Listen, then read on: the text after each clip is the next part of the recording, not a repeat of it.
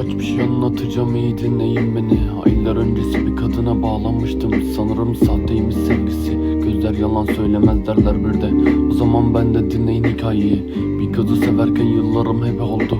Gözlerimde yaş yok çünkü pınarları kurudu. Kimse yoktu yanımda, ben hep tek başımaydım. Darbe aldıkça güçlendim, şimdi dimdik hayattayım. Bir sigara yaktım, düşledim biraz. Para ağrı bastı tabi sevgimden. Bir gün o çok güvendin, terazide şaşar harbiden. Kalırsın ortada, kullanırlar seni peçete misali. Bu dediklerim senin kulağına küpe olsun okey. Hatalan Üsküdar'ı çoktan anladım beni. Git yerime kimi koyduysan onun yanına. Biz diye bir şey yok şimdi, merhabana merhaba. Çok fazla değer verdim ve kaybettim seni.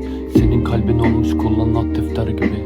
Üstüne yazmayan kalmamış, bir de okumuşlar seni. Of kafam kıyak şimdi. Sana mı dert yanayım geçen yıllarıma.